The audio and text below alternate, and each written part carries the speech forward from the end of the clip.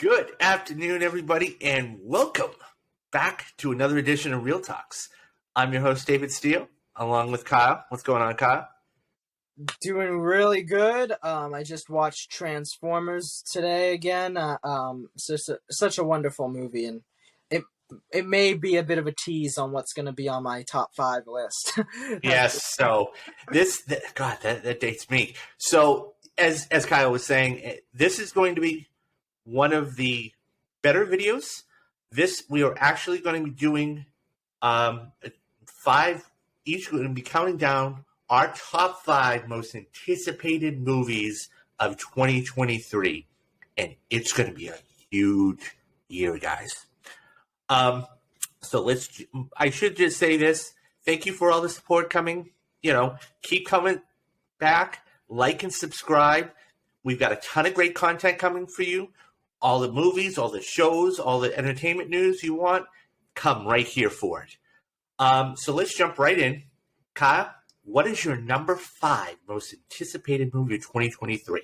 So my number 5 most anticipated movie of 2023 is a movie that may or may not be released in 2023, all depending on how everything goes, but it is Andy Muschietti's The Flash. The most controversial film that everyone's been talking about for the last number of years. I love The Flash. He's one of my favorite superheroes, and I've always wanted to see a Flash movie. The TV series with Grant Gustin on the CW is one of my favorite shows, at least the first number of seasons. Lately, it has not been as good as it used to. And, I mean, I don't like saying this, but I separate actors from the characters, and for me, like Ezra Miller's Flash, I really do enjoy. Not so much Ezra Miller as a person, but I mean, we will see. But also, Michael Keaton's coming back as the Batman, and he was one of the first Batman. For at least first interpretations of Batman I watched as a child, and I just have a lot of nostalgia for Michael Keaton, and I think that he's going to knock it out of the park. And I'm really excited to see what a cinematic Flash movie is like, because the TV show can only go so far. I feel like a lot of the visuals are going to be really, really cool in this one. So, The Flash is my number 5. Yeah, that's on. I think that is one of the most anticipated movies for everybody, just because of all the controversy. This has been on the shelf. They've had to scrap cameos. They've had to do this. They've had to do that. It's going to be fascinating to see what they do for marketing. Will they put out, I mean, the Super Bowl is in a couple months. Will they put out a big game trailer or spot? I mean, it's probably going to be like $6 million, but it might be worth it. And how are they going to deal with the junkets and everything else? And I'm like you. I'm really interested in seeing how this works. And this is going to be one of the first standalone superhero movies. I mean, we've had other ones, but in this, and so my number 5 is a little different, starring a big name, and I really am looking forward to this for a multitude of reasons. Number 1, I like the IP. Number 2, I kind of grew up with the show. And number 3, I'm really interested to see where it goes. And that's the Equalizer 3. Oh, wow. This is bringing back Denzel, of course, who's a 2-time Academy Award winner. And, it's just, so anybody who's not familiar with the premise, he stars as a former CIA agent, Robert McCall, and he helps people out. And, he actually helps people with their problems and everything else. And the first 2 films, it took me a while to warm up to the first film, but I liked it. The second one was pretty good. But now that they have the same director coming back, and I'm really interested in seeing Dakota Fanning coming back. This is going to be the first time in 20 years since Man on Fire that she's going to be back on the big screen with Denzel. And I think she's playing an agent. I mean, that has been confirmed. But I'm really curious to see how this whole thing plays out. It's funny you mentioned the first movie, because I saw the first film in theaters, and I think I would agree with you. The first film, it took a while to get really into the movie, and then the ending, like the last like action sequence at the end, is really really good. And I think, unfortunately, I didn't see the second film. One of the things that took me away from it, and it's kind of just the nature of having a new story, a new case. I really loved Chloe Grace Moretz in the first Equalizer, and her not being in the second one, I'm not gonna lie, kind of detracted me from seeing it. And I think I'll get around to seeing it one day, but it's really Now, anybody who's not familiar, they know the name. Remind everybody of her character. well. She was the girl that he kind of had to protect. She was like a prostitute, I think, or was Mhm. she? Yeah. Yeah. So she was the one that basically, in one of the beginning sequences, he basically went to the gang and wanted to buy her protection and everything else. But no, I It was agree with kind of you. like a taxi driver type of situation, and that was what was really Right. good about that first film. Right. Okay. So moving on to number 4. What is your fourth most anticipated movie of 2023, Kyle? My number 4 most anticipated movie of 2023 is Greta Gerwig's Barbie. And I actually never would have thought that this movie would be on my number 4 of the year until Greta Gerwig was attached to direct it. Because I'm telling you, David, she is one of my favorite directors. She only directed 2 films, being Lady Bird and Little Women. Booksmart. Oh, Little Women. Okay. Who directed Booksmart? Olivia Wilde. Oh, okay. Yeah. Greta Gerwig did Lady Bird and Little Women, and Little Women is honestly one of my favorite films of all time. And I think that her attached to this with Margot Robbie as Barbie is a match made in heaven. And they have an all-star cast here. Ryan Gosling is in my top 3 favorite actors, so he is, I think, going to blow everybody's shoes off with his portrayal of Ken. And I think that based on the trailer, based on the stuff that we've seen, like set photos, this movie looks zany, it looks crazy, but it looks like just what we need in the world right now. It looks like the type of movie that we're going to have just a lot of fun with. And I think it's really important as a film because, I mean, when I grew up as a child, I loved my G.I. Joes and I loved my Transformers. And when I saw these movies in theaters, it was so exciting. So to have kids that are fans of the Barbie dolls, they get to actually see a movie with that. Just like I remember the Lego movie took off at one point. So I love movies based on toys. You'll see in my list I have another film based on toys coming up. But yeah, I'm just super excited for Barbie. That's awesome. Yeah, no, this is definitely going to be. I think I got to be honest. When I first heard this got announced in Greenland, I think I was amongst the people that went, "What? They're making a movie about Barbie?" And if you remember, Really? it was originally going to star Amy Schumer as Barbie, and then it went to Anne Hathaway as Barbie, and then finally they arrived at Margot Robbie, who is literally Barbie. So it's really interesting how we ended up getting it looks like a perfect Barbie movie. And Greta Gerwig wasn't even attached, I think, when Amy Schumer was going to be Barbie. But it was such an interesting way if you look at the development of the film. Yeah, no, that is definitely going to be a interesting, anticipated, and really watched film. I think this is going to do, even though it's coming out in the summer, and we're going to get to more of those in a few minutes, it's still going to do really, really well. So my number 4 is a movie that the first movie I won't say it didn't do well. It didn't really get the theatrical experience it should have. And it still did well. And it was a day and date type of thing because of the pandemic. And that's Dune Part 2. So this is going to continue the saga of one of the most precious resources out there, which was spice. And Denis Villeneuve, who, of course, I know you're a huge fan of Blade Runner 2049, Arrival. He's coming back to direct this. You're going to have all of the cast is coming back.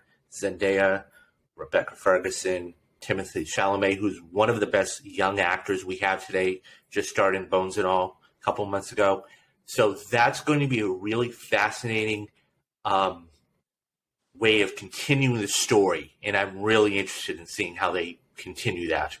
So yeah, I mean, yeah, I will speak very lightly because it may or may not be on my list too, and I'll save my discussion for that. But I will say yes, it's a perfect choice.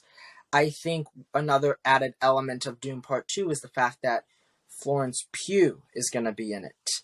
Austin Butler is going to be in it. And Christopher Walken is going star-studded cast. So it's a highly anticipated film for sure. So moving on to your number 3, Kyle. What is your third most anticipated movie of 2023? My number 3 is a movie I've been teasing this entire video, and that is Transformers: Rise of the Beasts. And I love the Transformers series, and I have been dying to see another one. I think that the director they got, I forget its name's like Scott Capel Jr. He directed Creed 2, and I actually prefer the film over the first Creed directed by Ryan Coogler.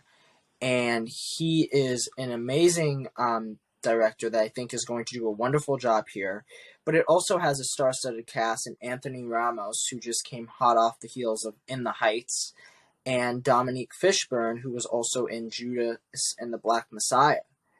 And I think we're going to see this movie serve as more of a reboot for the Transformers series. It takes place in the 90s, so I think it might try and act as a prequel, but it, I think, is going to try and be more of a reboot. But what's also really cool about it is it factors in the Beast Wars Transformers characters known as the Predacons and the Maximals, and there's even some Terracons that are like a form of Decepticons. And I think that's going to serve for some really cool transformations. And based on the trailer itself, it looks like there's a lot of action in this movie.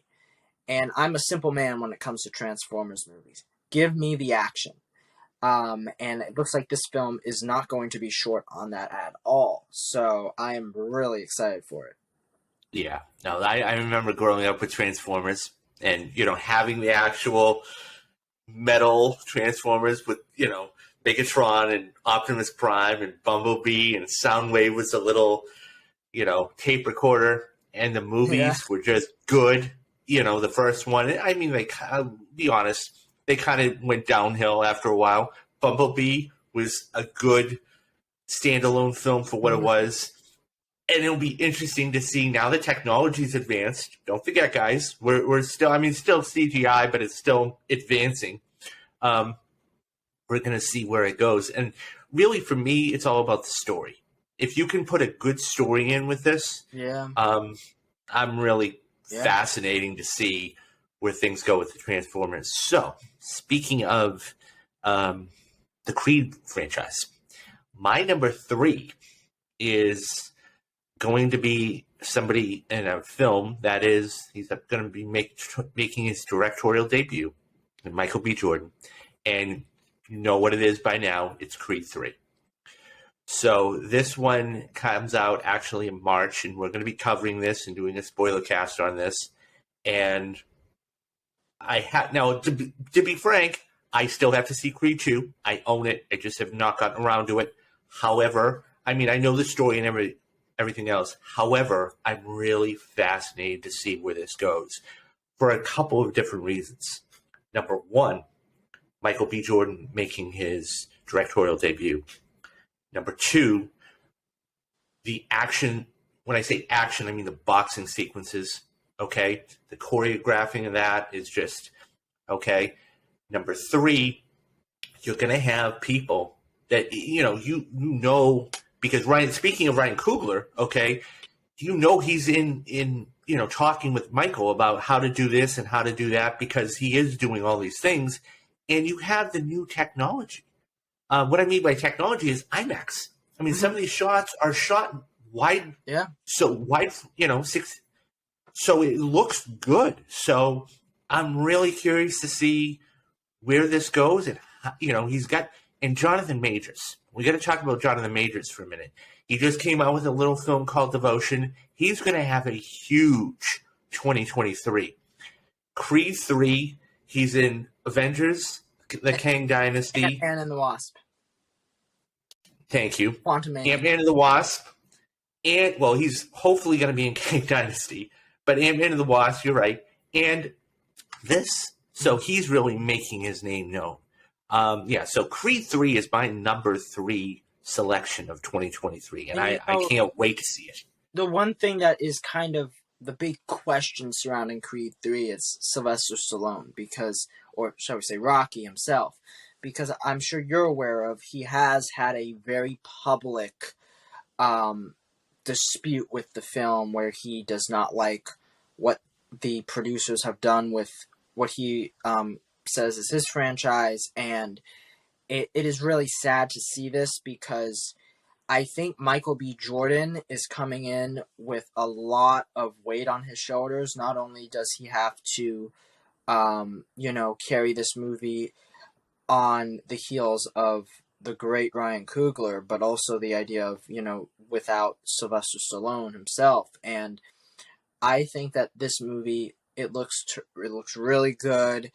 I believe Coogler has a story credit on the film, so it's not necessarily, just one of those executive producer decisions. So he does have a part to play and that's what he did with the second Creed too.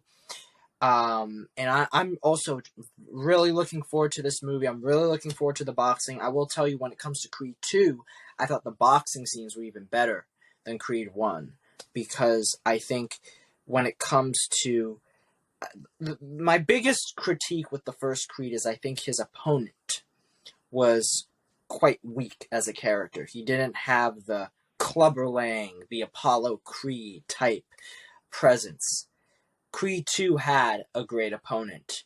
And this film, Creed 3, might have the best one yet, because this one is someone very personal to Adonis. And I think, that he knows. So I think that's going to be really, really exciting to watch. Yeah, absolutely. This is ever since it was announced and he was being attached, of course, directing it. I mean, it's just one of the greatest franchises out there. And I'm really, really interested to see where it goes. Okay, we're getting there slowly but surely. Your number 2 most anticipated film of 2023 is? My number 2 most anticipated film is SpiderMan Across the Spider-Verse Part 1. It was Part 1 a couple of months back, and now it's, I think, just called Across the Spider-Verse.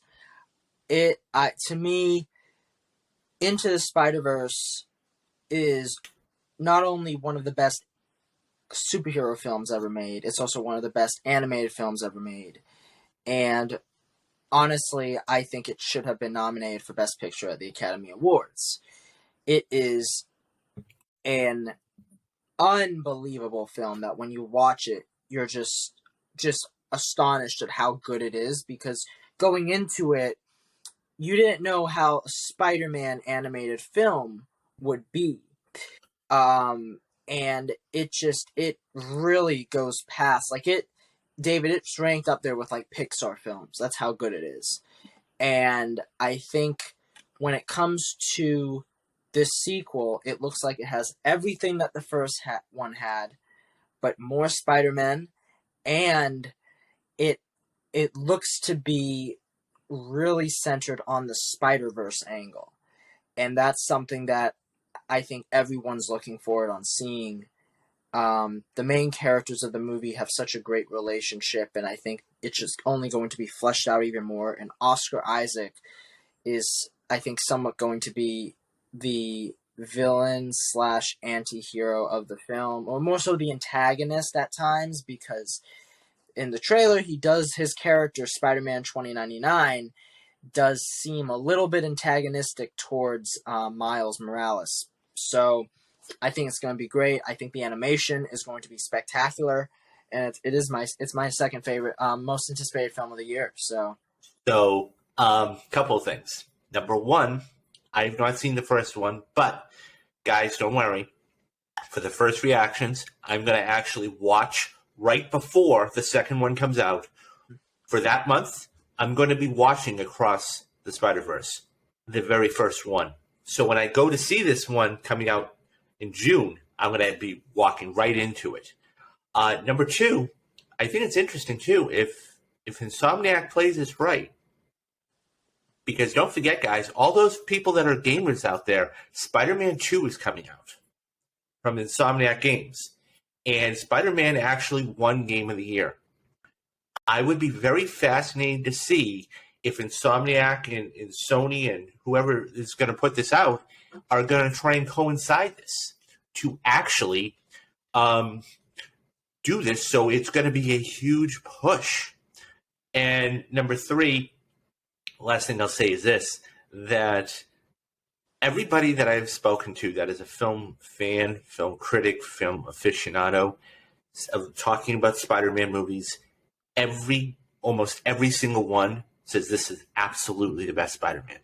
Next to the first one, Tobey Maguire, the first Spider-Man movie.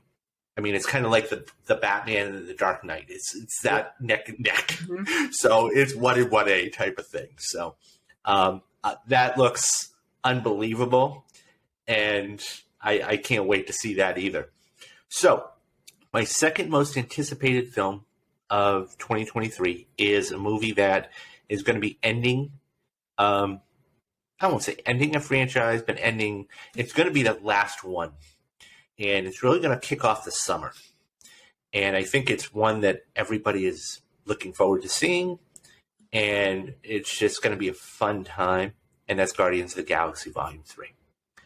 So we know a couple of things. Number one, Dave Bautista is not coming back. So let's see how they deal with his character. Number two, how do they wrap everything up? You've got Chris Pratt, you've got, Rocket, you've got, all these. How are they going to be continuing the story of really one of the most beloved group of characters out there? Mm-hmm.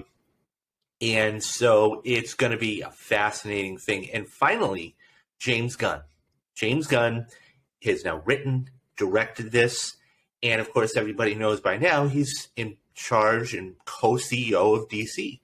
It's DC Comics and that whole film side. So it's going to be interesting to see how he comes out and promotes the film, how many junkets he does. And, he's super active on Twitter and everything else, and we'll see how that gets marketed. So, that's going to kick off the summer, May 5th.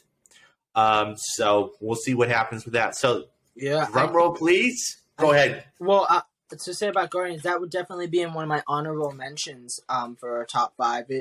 I can't wait to see it. I think what's really interesting is this screenplay was written back in 2018.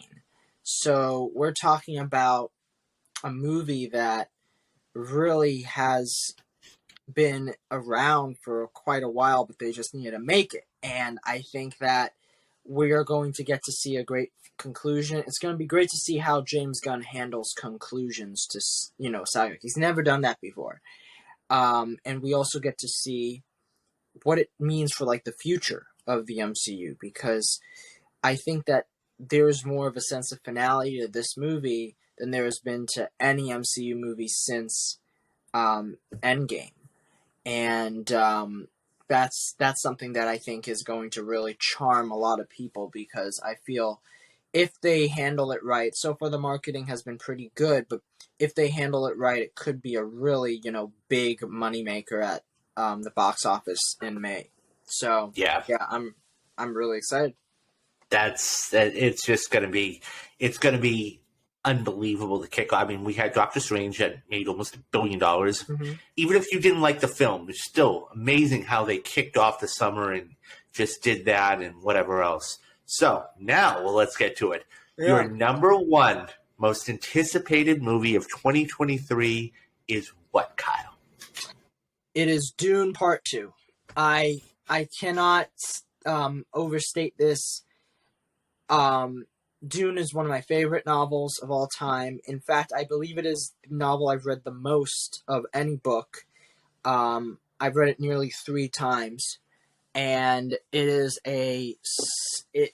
there's so many elements to this that makes it good. Number one, the first Dune is quite possibly one of the greatest, if not the greatest, theater experience I've ever had, and that includes, Endgame and other big movies. When I saw Dune in IMAX a year ago, I literally felt like it was an outer body experience. It was something that I've never experienced before watching a film, with the sound design, the cinematography, the acting. It all just transported me into this world.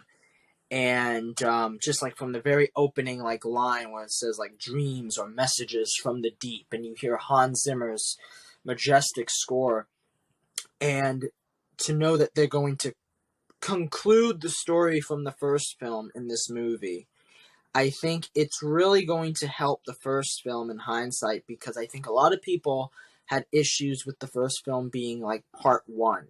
They wanted more of a, conclusion. I still stand by the fact the movie does have a conclusion, but I think this film will definitely make the first film look even better on retrospect, and I am hoping they do a double feature where you can watch them at the same time, because that will be really exciting. As I said before, you have a new cast coming in, and they're going to play some really important characters if they do continue the series.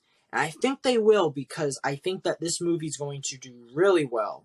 I think it's going to surprise a lot of people at how well it does, because the first film actually did pretty well given the fact that it was dropped day and date on HBO.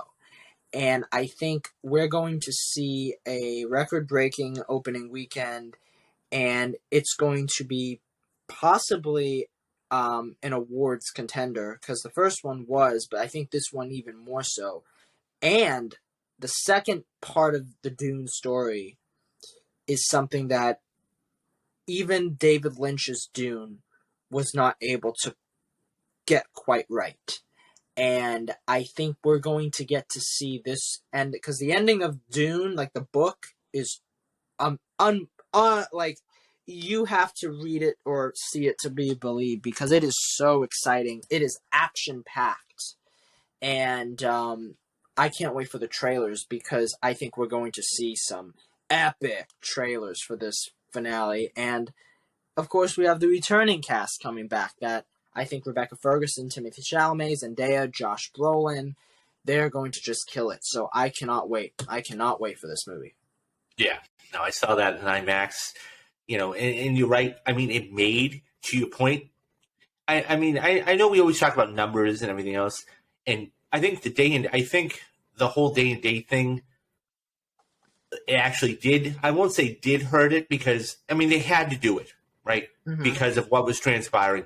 It ended up making $392 million worldwide. So that's not something to sneeze at. I know Denis Villeneuve came out and he wrote a scathing op-ed in the New York Times and everything else, but I don't think there was any way that they were not going to greenlight this. And I think that this is to your point. I think it is going to do better because of what happened, and this is going to be that movie that's going to surprise a lot of people. So, yeah, no, I'm really. I don't know. I've seen it the one time, so I have to go back and refresh. But I really, really liked it, and I really liked the story. So, as somebody that we both watch every now and then, he calls it a second level story. It's deep, and it goes deeper into it. It's like an onion and peeling everything back. So, my number one most anticipated movie of 2023. There's a lot out there. There's a lot out there. June's going to be crazy. Can I take a guess? You're probably going to get it. So, is it Mission Impossible: Dead Reckoning? You are absolutely right, my friend. So my number one film is Mission Impossible: Dead Reckoning Part 1. What can I say about this film? The actions, the stunts, The story is off the charts. Once again, written and directed by Christopher McQuarrie. The whole cast is coming back. You know, Simon Pegg, you have everybody else. Haley Atwell is going to be in this. Mm-hmm. So that's going to add an extra twist. You have the White Widow coming back. I'm blanking on her name at the Rebecca moment. Ferguson. Oh, wait, no, not Rebecca Ferguson. But Vanessa Thank you. So she's coming back. It's part 1. So we know that there's going to be a part 2. And so it's going to be fascinating to see where they end this. So this is going to be the end of the franchise. After 25 years and everything else, this has been Tom Cruise's baby. To see the behind-the-scenes stuff that, you know, Paramount just released, you guys can go watch it on YouTube. I'll try and find the link, put it down in the description. The motorcycle sequence at the end of the first trailer is just insane. And what Tom Cruise goes through to actually make great films. So getting back to what I was saying about part 1, it's going to be very interesting to see where they leave this, because there are franchises that have done it very well. And then there are franchises that have kind of faltered. The one I can think about is Deathly Hallows did it really well. And then Hunger Games didn't do it so well. So where they leave this, or, I mean, even one that did it really well, I mean, it wasn't a part 1 per se, but it was Infinity War. I mean, it was left on a cliffhanger. You know, that point of no return. If they do it like that, and by the way, they're just going to have to print money for this. So, yeah, that's go ahead.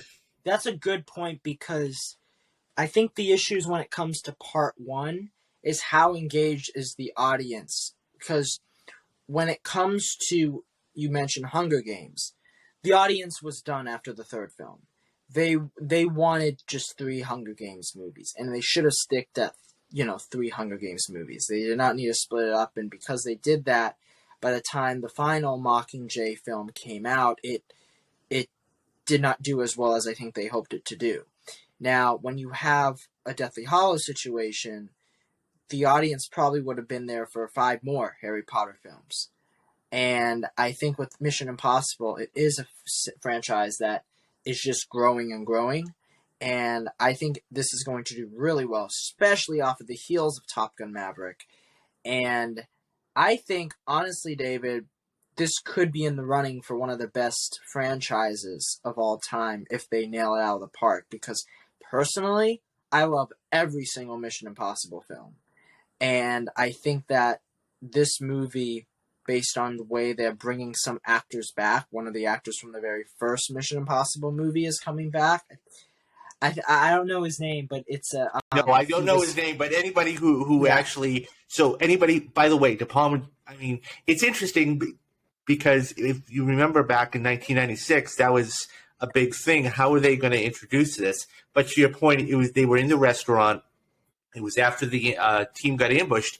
And that was the very first thing I noticed in the trailer, that they actually brought him back. And that, to me, indicated and signaled right there, okay, this is the end of the franchise. And by the way, Tom Cruise, he doesn't have to say a word, but all he has to do is tilt his head. Yeah. That's all he has to do is tilt his head, and he's pissed off. Yeah. Nonetheless. It's so good. I love how they bring back, they brought back Ving Rhames, they brought back, I think, who was the other actor? Simon Pegg's coming back? Like all these characters. It's so good. This is going to be a big get-together of everybody that's been in the film. It will be very interesting to see where this goes. A quick final note here. Do you think this could break $200 million opening weekend? Mission This Impossible? one film. Yeah, this one film. Ooh, that's a good question. I don't know, because I don't think the other movies did. No, they never have. But this is the final one, so we'll see. Yeah, definitely. It has potential. It could have potential. But remember, David, you did start out this year saying, Black Panther's gonna make. Oh no, you're right. You're absolutely right. I really thought it would. I think what we've learned is to never overestimate a movie's chances, because I think it all matters on the movie itself too, because for all we know, it could be a stinker, and if that's the case, I don't know. That's absolutely true. We'll see. Okay, so let's have your one honorable mention that we didn't get you in the top 5. I'll say Guardians of the Galaxy on Volume 3. Okay, so mine is Oppenheimer. Yeah. I'm really, really fascinated to see how Christopher Nolan does this and how he affects and story, and it's got a huge cast, and I mean, so those were our top 5 picks of the year. Guys, this is going to be a loaded summer. By the way, there's one movie we didn't even mention that wasn't on your list or wasn't on my list. Indiana Jones. Oh. So, that being said, that's going to be fascinating to see. June is going to be huge, guys. Yeah. Stay tuned, because we are going to be covering anything and everything. The beginning of the year is going to be The Last of Us, starting January 15th. Kyle, myself, and a good friend of ours is going to be doing a blow-by-blow, episode-by-episode breakdown of it. We got Ant-Man and the Wasp coming out in February, middle of February. By the way, I think Avatar can run the table until then. March 3rd, we've got Creed 3 hitting theaters. Yeah. Okay? Then April is going to be a slow month per se, but we're still going to have a lot of good films in theaters. May 5th hits Guardians of the Galaxy. Okay? And then, you've got June. It's going to explode. Across the Spider-Verse, Part 1. You've got Dune. I'm sorry, not Dune. Indiana Jones. I'm thinking of sand. Indiana Jones, The Dial of Destiny. You've got Mission Impossible. You've got Barbie. You've got a ton of other great movies. And we're going to be doing spoiler cast for all of these. Mm-hmm. So stay tuned, guys. If I can just ask you to keep it coming, like and subscribe. The only way to get all this good content is just to subscribe, so you don't want to miss any of that. And we're going to be trying to mix in interviews and everything else. So that's going to be a blast to see. And by the way, in the comments, guys, tell us which movies are you looking forward to in 2023. Tell us which ones that you want to see, maybe that we didn't name. But so that's going to do it for us for this episode and today. Guys, take care of yourself. Be safe out there, and go to the movies and enjoy yourself. And by the way, before we leave, where can they find you on Twitter if they want to hit you up and follow you? My profile is at Arking Kyle. That's capital A, R-K-I-N-G, capital K-Y-L-E. Perfect. And I can be found on Twitter as well. And that's going to be Wannabe Rounder. That's all lowercase. It's going to be WANNABEROUNDER. And I'll put the handles down in the description, as well as a little graphic down there for you guys to look at. Okay, guys, take care of yourself. Have a good day and be safe. For Kyle, I'm David, and you have been watching Real Talks.